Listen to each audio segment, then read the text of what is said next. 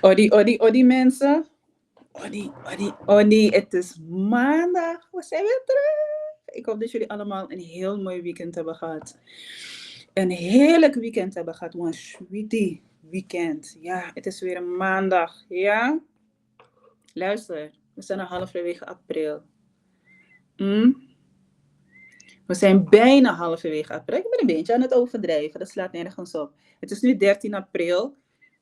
Om en bij halverwege. De tijd gaat snel. Ligt het aan mij?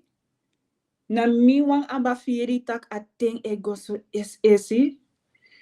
Ik heb echt het gevoel dat de aardbol gewoon een stuk sneller aan het draaien is. En volgens mij was er ook iets in het nieuws daarover. Waar ze hadden verteld dat de aarde ietsje sneller aan het draaien is. Dus aan een hersenspinsel sami abi. Mi sapta kan een hersenspinsel. En zo me prasera sandati. Anyway, ik ben heel blij dat jullie er ook weer zijn. Ik hoop dat jullie gezond en wel zijn. We hebben de komende tijd weer wat leuke items. We hebben natuurlijk het woord van de dag. Een woord dat we gaan bespreken. En een woord of een zin die gaan we vertalen. In dit geval is het een zin die we gaan vertalen. Dus dat staat er allemaal op het menu. Voor de mensen die allemaal aan het meekijken zijn. Ben je op Instagram? Ben je op Facebook? Ben je op TikTok? Stuur je hartjes. Ja, make me feel awaranfi. Ja, make me feel awaranfi. Dat kan je doen door, als je op TikTok bent, dan kan je op het scherm tikken natuurlijk. Ben je op Facebook, dan kan je rechts onderin. Ja, let's say, ina uku, onder ina uku. Dan vind je allemaal van die emoticons. Als je daarop klikt, dan kan je hartjes sturen, je kan duimpjes sturen, al dat soort dingen. Het is een interactief programma, dat betekent dat mensen natuurlijk hun commentaar kunnen sturen. Je kan meedenken, je kan meepraten. Hou het netjes. Oor netjes, jere. Oor netjes. Dus dat is wel iets wat heel belangrijk is. En ben je op Instagram, dan doe je dus hetzelfde als wat er op Facebook is. Rechts onderin, ja, let's say, onder in uku, je vindt de emoticon. Ja, je vindt de emoticon. Je nakt op de scherm. Dan zie je dat allemaal naar boven komen. Je kan verkiezen voor een hartje, voor een smiley. Doe het. Want daarmee kan ik dus laten zien, hey, platform, ik ben er en de mensen willen het ook zien. Ik vind het hartstikke leuk dat jullie er allemaal zijn. Kom begin. Naar een woord toe. Welk woord hebben we nu in petto? Laten we daar eens naar gaan kijken. Interserie. Mooie van dit woord is, toen ik dit woord ging opzoeken, voor interesse, want dat is het ook, interesseren, interesse, iets voor openstaan, iets willen begrijpen, dan kom ik eerst uit op het woord grabu. En toen zag ik het woord interserie. Dat is heel interessant. Interserie, daar komt natuurlijk het woord ook weer vandaan. Laten we even kijken naar een voorbeeldzin. Hoe kan je dit woord gebruiken in een voorbeeldzin? Dati no interserie mi. Dati no interserie mi. Ja? Dati no interserie mi. Dat interesseert mij niet. Dan heb ik dus 2 verschillende zinnen erop gezet. En de reden waarom ik dat heb gedaan, is om eigenlijk een heel voor de hand liggende reden. Het is niet echt een hele moeilijke reden of wat dan ook. Maar het heeft wel een reden waarom je dus 2 verschillende manieren ziet van spellen. Dat ne interesseert me. Ik denk dat dat het meest gangbare manier is om het uit te kunnen spreken. De meeste mensen kennen het zo, zullen het ook zo uitspreken. Het is ook wat makkelijker. Wat je merkt is dat de klinkers nu wegvallen. Bij de woorden dati, no interesseri, die i valt ook weg. Mi blijft gewoon zo staan. Want het moet natuurlijk gaan om een persoon en dan ben jij zelf. Dat ne interesseert me. Nog een heel interessant aspect in de zin. No en e. Wanneer je mensen hoort zeggen nee, dan is dat dus een samenvoeging van 2 woorden. Dat is dus no en e. En dat wordt dan nee. Dat ne interesseert me. Dit is het woord van de dag. Gebruik hem, slaat op. Als je mensen hebt horen zeggen, maar je dacht van, nou, is dat nou wel een woord? Jawel, het is wel degelijk een woord. Wel degelijk is het een woord en zo zou je hem kunnen in te zetten. Maak voor jezelf een zin. Hou het bij de basis. Ben je nieuw met de Surinaamse taal of begin je daar weer mee? Want je hebt zoiets van, ja, ik versta het wel, ik hoor het wel, maar ik wil het ook weten te spreken. Begin bij de basis. Dit is een hele mooie basis om gewoon, je kan het op een nette manier zeggen, toch? Gewoon op een nette manier kan je tegen iemand zeggen van, dat interesseert me niet. Of je kan het op een hele grove wijze zeggen van, dat interesseert me niet. Doe het meer, wat het strenger, wat gevaarlijker wordt het dan. Gebruik dit woord. Zeg jezelf van, hey, ik heb een woord gehoord. Of ik heb ergens een woord gezien. Maar ik weet niet wat de betekenis ervan is. Ik zou eigenlijk best wel willen weten wat het betekent. Dan kan je hier beneden een mailtje sturen. media@spangtoriacademy.com media@spangtoriacademy.com. Je mag je vragen daaraan stellen. Over woorden, over oddos, over andere zaken. Er zijn sommige dingen die ik achter de schermen nog steeds aan het uitzoeken ben. Dus de komende tijd zijn er genoeg onderwerpen die we gaan bespreken. Wotatori. Ja, Ochago. En natuurlijk, je mag zelf ook je vraag stellen over een woord. Wat betekent het? Hoe gebruik je het? Ik heb dit gehoord, maar ik weet het niet zeker. Wees sap van deze ego, toch? Oké, dat ik kan een e-mail naar presidentie. media@spangtoriacademy.com media@spangtoriacademy.com. We gaan even naar de commercials, mensen. We gaan even wat boodschappen doen. Maar we komen back naar een wat item. En het gaat dan over een odo. Blijf zitten. Meer pakibusano to. Wil je meer en beter Surinaams leren? Ga dan naar de website van Spangtori Academy. Meld je aan voor onze lessen. Tangong. Ai, undebaka. Dat was het woord van de dag. In de tussentijd, mensen, als je meekijkt, deel de live, toon de hartjes. Ja, nakta pascherm, make me vira waren. Als sweetie lobby, het doet me heel veel deugd. Ja, en het doet ook het programma ook heel veel deugd, want dat laat zien dat natuurlijk jullie ernaar kijken. We gaan het hebben over een oddo.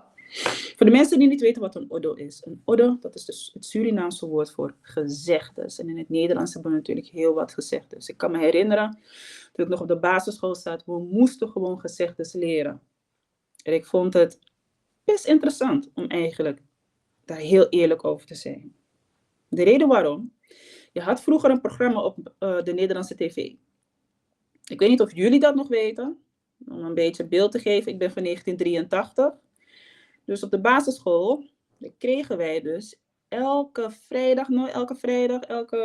donderdag, een soort demoreer. Ik weet niet meer welke dag het was. Maar dan kregen we dus een kinderprogramma te zien waar er een aantal afleveringen waren. En elke aflevering ging men dus in op een Nederlands gezegde.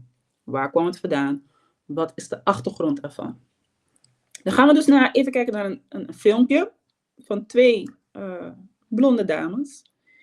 Die heel geanimeerd hun ervaring vertellen over honden.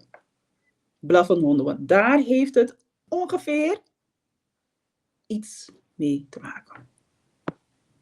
Maar ik vind het gewoon eng. Ik ben natuurlijk een keer aangevallen en Ja, dat gebeten door snap een ik. hond. Ja. En dat heeft mij heel erg bang gemaakt voor honden. Ook voor kleine honden. Ja? Ja, want kleine honden kunnen ook gewoon zo opeens heel Ja, dat is snel waar. heftig uit de hoek komen. En dan dat blaffen, daar schrik ik altijd van. Ja, kleine hondjes, dat vind ik irritant eraan dat ze altijd zo zenuwachtig overkomen. Ja. Want heet het met dat Maar heen dat en is weer dus en de dat hele waf, tijd. dat blaffen de hele tijd en zo. Dat je denkt, jezus, doe die Even- hond even weg. Dit Ja, zou ik niet trekken in mijn huis. De heet het dat gewoon in je gezicht. En wat gaan we doen? En kwispel en blaffen. En nee, ik zou dat gewoon niet trekken. Ja, die vrouw was er heel duidelijk over. Anne Lopdagu. Dit is Mane Lopdagu. En ik ga eerlijk met je zijn, ik ben ook geen hondenliefhebber. Mine Lopdagu. Ja. Anotak mi vraag tap dagu, maar mini lop dagu. Ja, voordat ik doorga, hartstikke bedankt Regilio voor het delen van de live op TikTok. Dankjewel, dankjewel, dankjewel. Dat doet ons deugd, want we zochten natuurlijk voor dat meer mensen het te zien krijgen. Dat is wel heel belangrijk, want daarmee kan natuurlijk deze podcast Connie naar woord toe door blijven groeien. Dankjewel Regilio. Ja? Ik stel het ontzettend op prijs. Hier wat bossies. Ja? Heel veel bossies. We gaan even kijken daarmee, want we kennen natuurlijk de Nederlandse gezegden. Blaffende honden bijten niet. Blaffende honden die bijten niet. Dat betekent ongeveer dat iemand die heel veel lawaai maakt, heel veel rumoer maakt, een grote mond heeft, ja, heel wat te zeggen heeft. Wallo jugu jugu. Als puntje bij paaltje komt, hebben ze niks te zeggen. Ja? Ze slaan niet eens een deuk in een pakje boter. Ja? Als er een gevecht zou zijn, niet eens een deuk in een pakje boter zou er komen. Dan ben ik op zoek gegaan naar het een odo, een odo, die daarmee te vergelijken is. Daarmee overeenkomt. Dan kom ik op het volgende odo uit. Ano babari man e broko pranasi. Ano barbari man e broko pranasi. En het betekent ongeveer hetzelfde. Maar de afkomst is niet hetzelfde. En daar gaan we het ongeveer over hebben. In deze item waar we dus de herkomst van woorden of gezegdes of misschien andere woorden, wetenschap, culturele fenomenen gaan bespreken, komt dit er nu in voor. Dit gaan we nu bespreken. Ano barbari man e broko pranasi. Waar komt het eigenlijk vandaan? Ik was het even gaan opzoeken en misschien ook wel heel leuk voor de mensen die nu aan het kijken zijn en zeggen van waar zou ik nou informatie kunnen vinden over de oorsprong van gezegdes? Want zoals ik al net aangaf aan het begin van deze item, in Nederland kan je eigenlijk wel de oorsprong van vele gezegdes terugvinden. Zo denk ik ook wel in heel veel talen. Maar voor de Surinaamse geschiedenis is het net, ik wil niet zeggen moeilijker, het is mogelijk. Ja? Ik kan veel informatie zijn, Johan Feni. Maar je moet wel even wat moeite doen. Je moet voor tekwam chinso. Je moet voor tekateng. Voor zoeken de antwoord toe. Ja? Dus om erachter te kunnen komen waar dat dan vandaan komt, daar moet je iets meer moeite voor doen. Maar ik heb het gevonden en de bron kunnen jullie trouwens zelf ook vinden. De website waar je heel veel informatie kan vinden, een van de vele websites, is de Digitale Bibliotheek Nederlandse Letteren. Afgekort DBNL. DBNL. Schrijf het op, schrijf en tap papieren, tik een piece papieren, tik een schrijf je mark je dat je schrijft. DBNL staat voor de DBNL. De Digitale Bibliotheek Nederlandse Letteren. Digitale Bibliotheek Nederlandse Letteren. Je kan er heel veel terugvinden. Je kan er ontzettend veel terugvinden. Het is niet het meest spannende. Ja? Dus je moet er wel zin in hebben om dat te doen. Want heel veel van het naslagwerk wat je daarin vindt is oud. Asa oru, maar anoboku. Anoboku. Ja? En voor de mensen die zeggen van, ja, maar waar heb je dat vandaan? Ga daar kijken. Heel veel informatie kan je er terugvinden. Een van de bronnen die er zijn natuurlijk over de Surinaamse taal. Of de Surinaamse geschiedenis, Surinaamse verhalen, auteurs, wetenschappers, taalkundigen. En zo gaat het lijstje door. Daar kan je heel veel terugvinden. DBNL. Digitale Bibliotheek Nederlandse Letteren. Wat wel heel bijzonder is, hoe ze zeggen van Nederlandse letteren. En dat we dan toch veel Surinaamse naslagwerk daarin kunnen vinden. Very interesting. Maar ook van andere landen. In ieder geval, daar heb ik wat informatie over kunnen terugvinden. En dit is het verhaal. We weten natuurlijk dat de tijd van de slavernij, de slavernijtijd, de tot slaafgemaakten, een hele vrede bestaan hadden. Veel dingen die ze daar mee moesten maken. Lange dagen. geen rust. En zo kunnen we heel veel scenario's daarbij bedenken. En daar komt eigenlijk veel van onze odos vandaan. Nou, wat het is met odos, het is niet zomaar zo. Tewas ma etakwansangi, da etrongo odo. Ja? Adete ma furus ma etekwan taki, da so asa akande wan odo. Ja? Te wan koni de en wan odo, te wan sma wan leer you wan sangi, abra wan aversie, abra wan situatie, abra wan sa epsa, abra abra libisma maniri, dan wan odo, de ben wan takwan sangi, if en furus ma ben takasangi, dan a sang etron wan odo. Is eigenlijk in het Nederlands ook. Wat ik zo net heb uitgelegd is, het is niet zomaar dat je een ode hebt. Het is niet zomaar dat je een gezegde hebt. Want er zit een wijsheid in. En pas wanneer mensen natuurlijk de wijsheden aan elkaar door gaan vertellen. Mensen het allemaal aannemen als iets wat waar is. Wat een situatie kan omschrijven. Wat een menselijk eigenschap kan omschrijven. Een scenario kan omschrijven. Dan zul je zien dat het op mond wordt doorgegeven. En dan wordt het dus een gezegde, een odo. In dit geval heeft het een hele bijzondere verhaal. In de tijd dat de mensen dus op de plantages aan het werk werden gezet, toen was het zo dat degene die daar werkte, dus de tot slaaf gemaakt, als er eentje tussen stond, die heel wat bari ging maken, wat barbari. Ja, heel veel aandacht naar zich toe ging trekken met geschreeuw. Niet degene was die voor commotie zorgde op die Pranasi.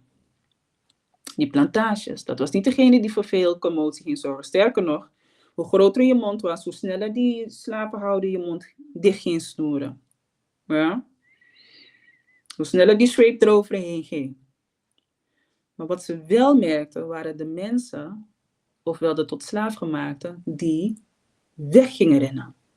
In stilte weg gingen rennen. Dat was meestal 's avonds. Diep in het bos en dan verder diep in het binnenland.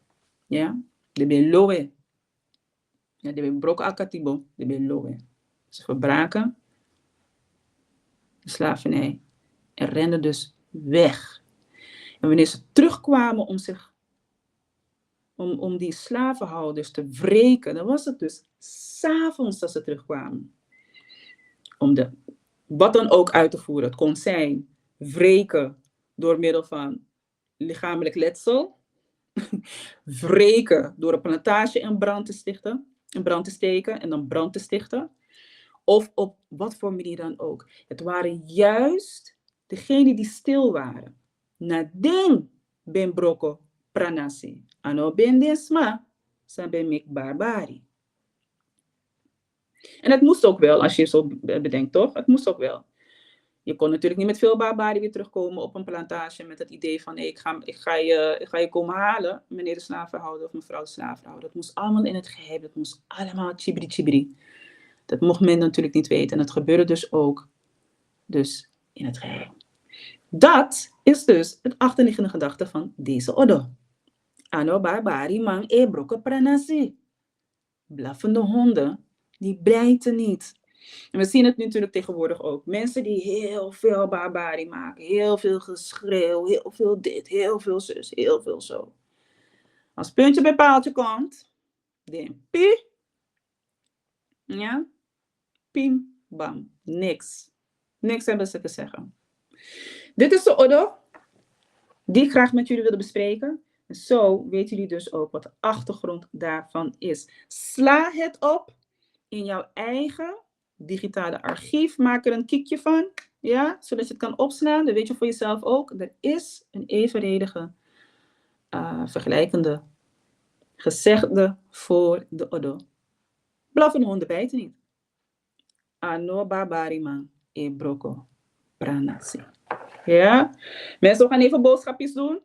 Komen we straks bij de laatste item. En dat gaat natuurlijk over hoe vertaal je nou in zin in het Surinaams als je iemand zou tegenkomen die totaal geen woord Nederlands, Engels, Spaans, Frans spreekt. Wat zou je dan doen? Ja, dus dat wordt een beetje een interessante, interactieve item. Je kan je antwoorden doorgeven, want ik ben altijd benieuwd naar wat andere mensen ervan denken. Want we spreken natuurlijk allemaal op een andere wijze. Ja? En na de reclame, meer. Maar ik vind het gewoon eng. Ik ben natuurlijk een keer aangevallen en Ja, dat gebeten door snap een ik. hond. Ja. Spanktori En dat Academy heeft mij heel erg is nu bang ook gemaakt voor voor jouw kinderen aanwezig. Kom naar de website van Spanktori Academy en vind daar verschillende leermiddelen tussen de 4 en 13 jaar oud.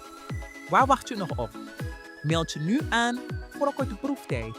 En wie weet ben jij straks lid van Spanktori Academy Kids. Zien we je gauw daar? Ga naar de website via de link in de bio. Tot dan! Wie had het ooit gedacht over de rode loper bij de Michael Jackson International Fan Celebration première in Berlijn? Hai, ai, ai, ai, woe!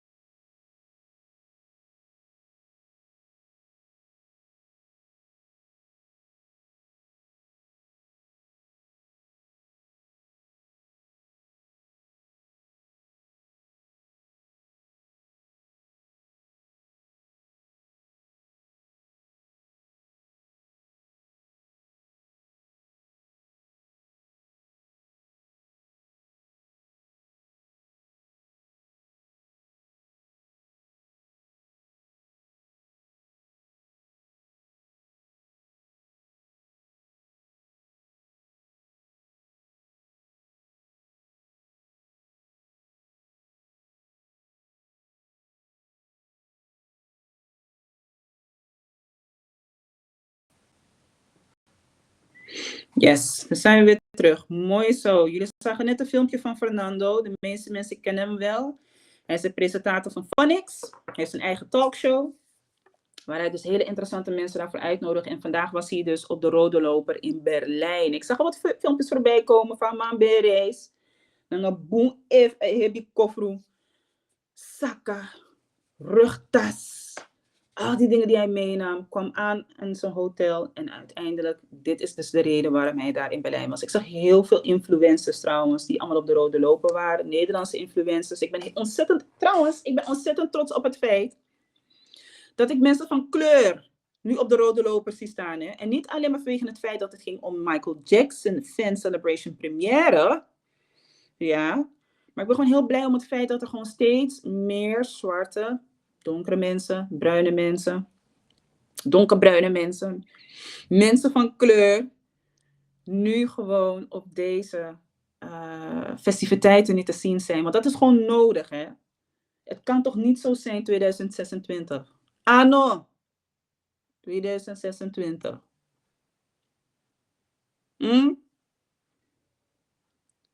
Dat untakator dis ete. Maar het is helaas wel zo. Het is gewoon wel zo dat mensen gewoon nog steeds ervoor moeten vechten om een plekje te kunnen krijgen en te zeggen van hé, wij zijn ook onderdeel van de samenleving. En om daarbij te zeggen dat je ons gaat uitsluiten, maar je vraagt wel van ons geld, ja, je want money, voor bij alle die producten en diensten, en service. Maar je know want dat we te praten in de affaire, asan dan nog doen. En dat is natuurlijk ook niet goed. Ik zag het ook laatst op NOS Journaal dat mensen daar een item over hadden gehad en dat ze verschillende influencers daarvoor hadden uitgenodigd en daarvoor geïnterviewd. Alleen maar goed nieuws. Dus dat wil ik nog even zeggen. Ik ben hartstikke blij om mensen zoals Fernando dan op de rode loper te zien. Michael Jackson, allemaal is sabamandati. Ja, ik vind echt dat hij veel te vroeg heen is gegaan. Die man heeft een hele turbulente leven gehad. Migodo. Hey, asan baby. Maar we gaan het erover hebben. Niet zozeer over de scène, maar wel over de zin. Want het was een hele mond vol waar Fernando aan het overpraten was. Waar hij was. Het was een hele mond vol. De presentator loopt over de rode loper bij de internationale Michael Jackson Fan Celebration première in Berlijn. Nou, hij heeft er natuurlijk op zichzelf toegepast. Ik ben op de rode loper tijdens deze event. En ik loop over de rode loper heen in Berlijn. Maar ik wilde daar even een andere zin van maken. De presentator loopt over de rode loper bij de internationale Michael Jackson Fan Celebration première in Berlijn. Ja? Dus voor degenen die nu aan het kijken zijn, ik wil dat je een beetje gaat nadenken over datgene wat je zelf zou doen. Hoe zou jij die zin vertalen? Nou, ik heb zelf nu al dat kenbaar gemaakt van hoe ik dat zou doen. Dat gaan we straks bespreken. Maar ik zou het ook van jullie willen weten. Dus plaats in de comments, als je die mogelijkheid hebt, plaats in de comments, hoe zou jij die zin vertalen? Wat zou jij doen om deze zin te kunnen vertalen? Wat zou jij doen? Wat zou je doen? Hoe zou je deze zin vertalen voor jezelf? Daar ben ik heel benieuwd naar. Ik zeg altijd, als je te maken hebt met lange zinnen, vooral met zulke lange zinnen, te je op een lange lijn, lik alleen sa weshi tapa aschera, ja zo, dan in korting pispisi.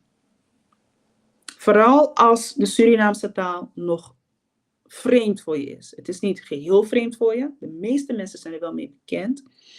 Hierbij moet ik even een kanttekening maken. Jullie weten dat ik ervan hou om kanttekeningen te maken.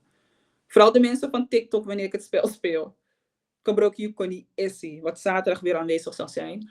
Maar wat ik wel belangrijk vind, hier een hele belangrijke kanttekening. Is dit nieuw voor je? Probeer dus niet allemaal woorden in een zin te proppen. Probeer voor jezelf een basis te creëren met wat je al weet, zo niet wat je bij kan vullen. Binnenkort zal er bij Spanktori Academy een pre-basiscursus aanwezig zijn voor mensen die totaal geen weten hebben van de Surinaamse taal. Dat betekent, je hebt er nog nooit van gehoord. Dat is de instelling. Het is echt pre en heel sterk vereenvoudigd. Dat betekent niet dat je daarbij dus niet een idee kan krijgen van de Surinaamse taal. Wat er ook altijd hier wordt gezegd, het is meer dan Surinaamse zinnen en woorden. Maar het is allemaal binnen context. Dus net als met de basisabonnement van Spanktori Academy, deze pre-basis zal dus echt helemaal zo vereenvoudigd.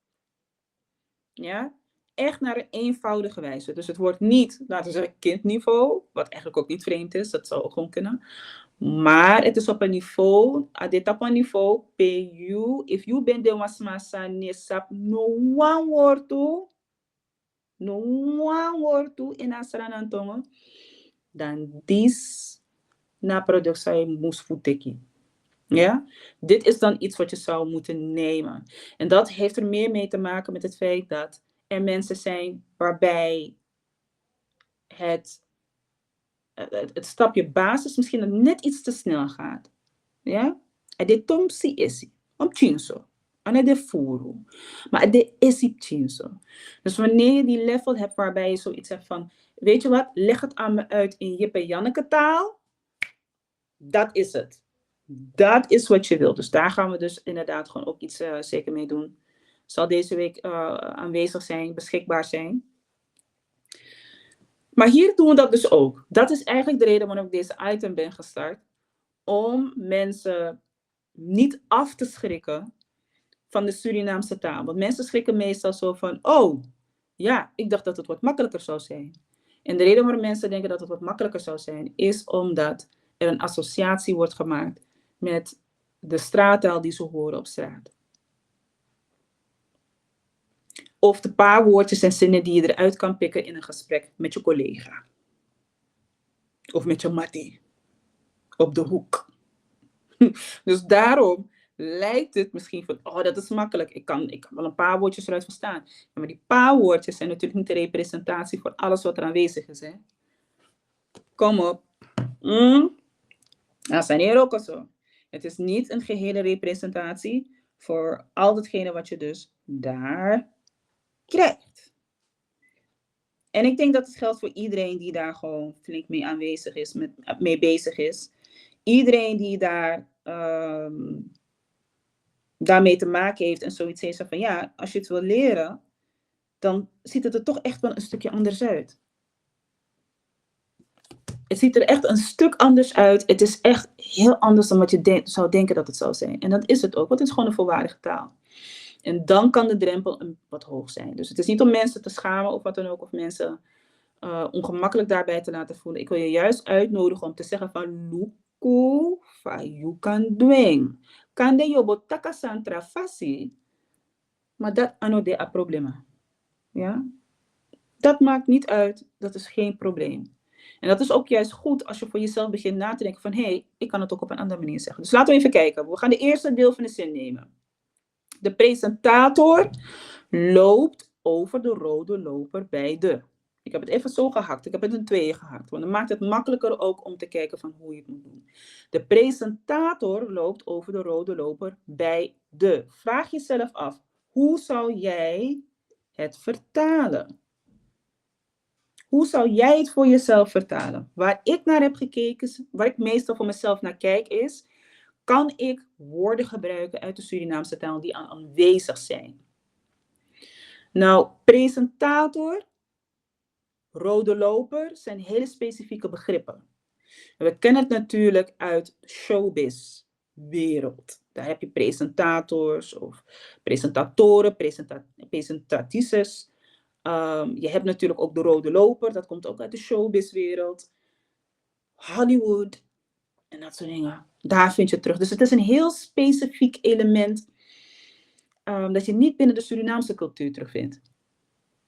Nu wel natuurlijk, in de huidige tijd wel. Maar als je kijkt naar de oorsprong van de taal, dan komt dat niet erin voor.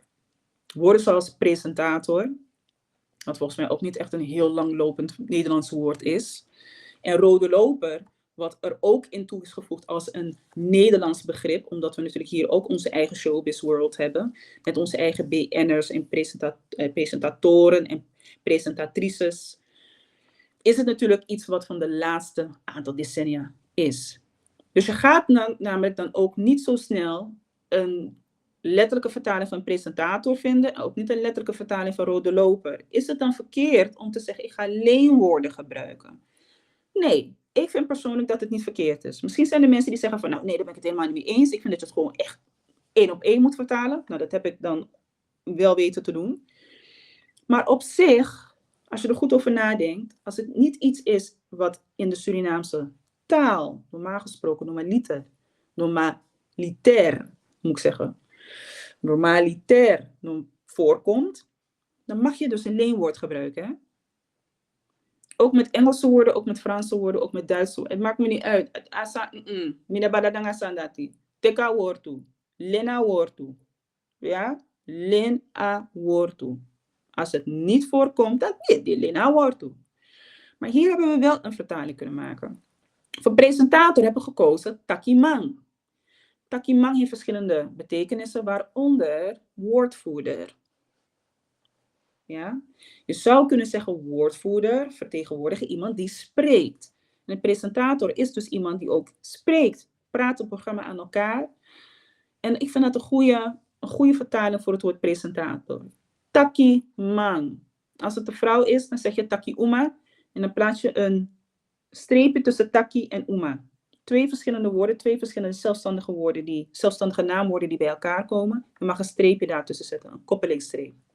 Taki, uma.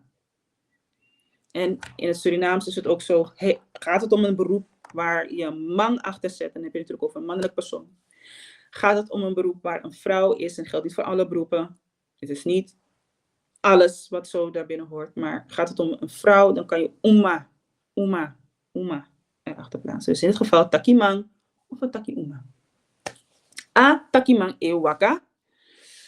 Abra over, voortzetsel, a ready grong. Na a. Na a geeft aan dat er ergens een event plaatsvindt. Na is een voorzetsel, om aan te geven een locatie. Ja. Ik vind ready grong zou je kunnen gebruiken. Is het echt vertegenwoordigend of echt een letterlijke vertaling voor rode loper? Nee, niet echt. Net wat ik heb uitgelegd. Het is een begrip wat in de showbiz vooral aanwezig is. Showbiz is natuurlijk wel heel lang. Maar het is echt pas een begrip geworden, ik denk de laatste paar decennia in Suriname, waar men ook rode lopers gebruikt voor openingen van winkels en dat soort dingen, ook hier in Europa. Dus nu is het gewoon een standaard begrip en men zegt ook gewoon wel rode loper. Je kan het lenen. Laten we kijken naar het tweede deel van de zin. Beide. internationale Michael Jackson Fan Celebration première in Berlijn. Een hele mond vol. En je hoorde Fernando ook echt een hele mond vol. Dat ding was zo lang, die hele zin was zo lang.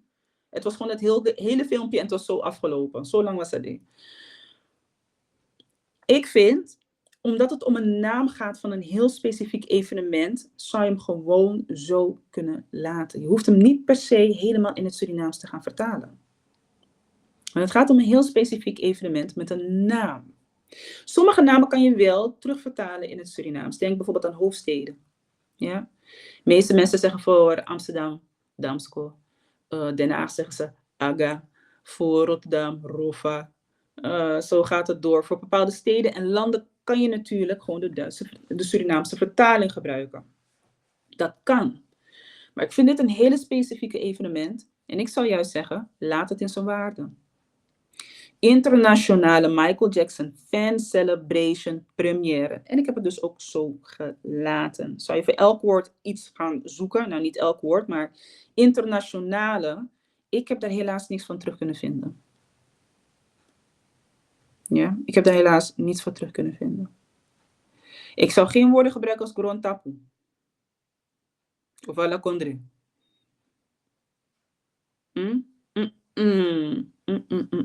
Nee, niet doen. Dat is niet de juiste vertaling. Ja? Naar mijn inziens niet de juiste vertaling. Nou, Michael Jackson blijft natuurlijk hetzelfde. Dan heb je fan celebration. Fan celebration. Fan celebration. Een fan, ik zou gewoon fan laten. Celebration, one vissa. Ja, maar dat doet eigenlijk af van wat de oorspronkelijke naam is. Dus hou het gewoon zo. Libasang, zo. Ja, precies van Mande, Libenso. Dan kijken we dus naar het laatste stukje. In Berlijn. Nou, dat zou ik wel gewoon kunnen vertalen. Het enige wat ik vertaal is eigenlijk het voorzetsel. Dus waar het plaatsvindt in Berlijn. In Berlijn. In is eigenlijk een verkorte vorm van ini. De hele zin is dus Atakima ewaka abra aredigron na a internationale Michael Jackson Fan Celebration première in Berlijn. Of in Berlijn. Ja, zo zou ik deze zin vertalen. Stel, die komt dus inderdaad moesje, omu, opa, neef, nicht. Ja. Die kom ik tegen, die komt helemaal uit Suriname en zegt ze van sa asan ebodoy, sa ama etaki, je sor mi wan kino. Maar amata kwa losang mine verstaan. Mine verstaan gaat dat tomo. Sa ama betaki. Sa ama ebodoy. Dan zou ik het zo dus vertalen. Ataki man ewaka abra aredigro. Na a internationale Michael Jackson Fan Celebration première in Berlijn of in Berlijn. Onthoud, hakken. Als de zin lang is, hak het in tweeën.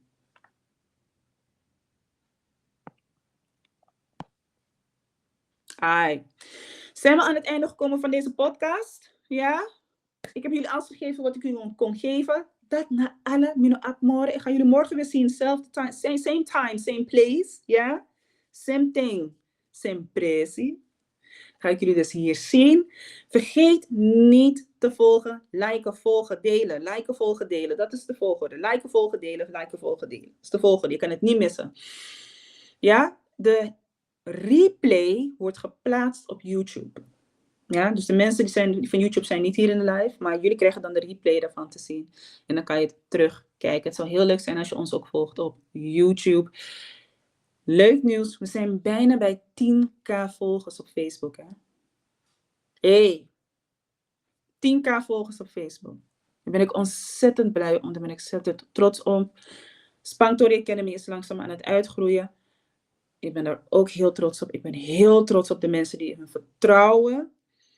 En ook natuurlijk de wil hebben om dat ook te willen leren. Er zijn heel veel mensen die nog steeds zeggen van hey, ik wil gewoon de Surinaamse taal mijn eigen maken. Het is ook onderdeel van mijn identiteit. En ik zeg altijd, het kan een beetje moeilijk zijn. Je verwacht het natuurlijk niet. Maar ik zeg, hou vol. Ja, orkrakti. Te je leren wantratongo. Je moet jezelf de tijd geven. Je moet fuji isrevi ateng. Fu leri wantrasanje. Vooral als het vreemd voor je is. Je mag niet van jezelf verwachten dat je 1, 2, 3. Je tikt een boek dat je oren tapi ede.